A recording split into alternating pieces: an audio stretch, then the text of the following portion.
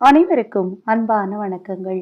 29/1/2025 தை மாதத்தின் 16ஆம் நாள் தை அமாவாசை. முன்னோர் வழிபாட்டிற்குரிய முக்கியமான இந்த நாளில் உங்கள் வீட்டில் இறந்தவர்களின் படத்திற்கு முன் இந்த இலைக்கு மேல் ஒரு தீபம் ஏற்றினால் கர்ம வினை தீரும், பித்ரு சாபங்கள் நீங்கும், உங்கள் வாழ்க்கையில் ராஜயோகம் உண்டாகும், பண சேர்க்கை உண்டாகும். அது என்ன இலை, இந்த தீபத்தை எப்படி ஏற்றணும் அப்படிங்கிறத இந்த பதிவில் தெரிஞ்சுக்கலாம். பதிவை பார்ப்பதற்கு முன் ஒரு சிறிய அறிவிப்பு. நமது சேனல் சார்பாக அனைத்து பூஜை பொருட்களையும் அறிமுகப்படுத்தியிருக்கிறோம்.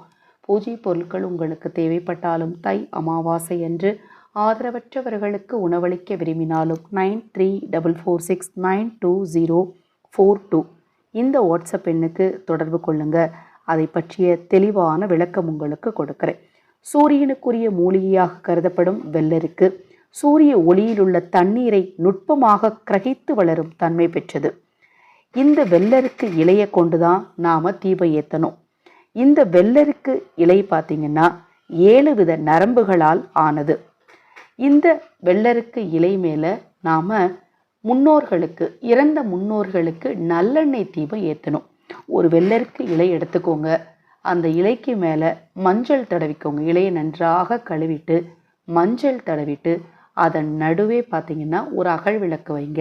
நல்லெண்ணெய் ஊற்றி பஞ்சு திரி போட்டு உங்கள் வீட்டில் இறந்தவர்களின் படத்திற்கு முன் அந்த படத்தை பார்த்தவாறு, அதாவது அவர்களுடைய முகத்தை பார்த்தவாறு அந்த தீபத்தை ஏற்றணும். இந்த தீபத்தை நீங்கள் திதி தர்ப்பணம் கொடுக்க போகிறீங்க இல்லையா, போயிட்டு வந்து ஏற்றணும். இல்லைங்க நான் அதுக்கெல்லாம் போகலை, இந்த வருடம் போக முடியாத சூழ்நிலை அப்படிங்கிறவங்க காலை எழுந்து குளித்ததும் இந்த தீபத்தை ஏற்றிருங்க. இந்த தீபத்தை ஏற்றும் போது தெரிந்தும் தெரியாமலும் செய்த பாவங்கள் எல்லாம் நீங்கணும், கர்ம வினை தீரணும், முன்னோர் சாபம் நீங்கி முன்னோர்களின் அருளை பெறணும்னு மனதார வேண்டிட்டு இந்த தீபத்தை ஏற்றி வைங்க. இந்த தீபமானது குறைந்தது 48 நிமிடங்கள் எரியணும்.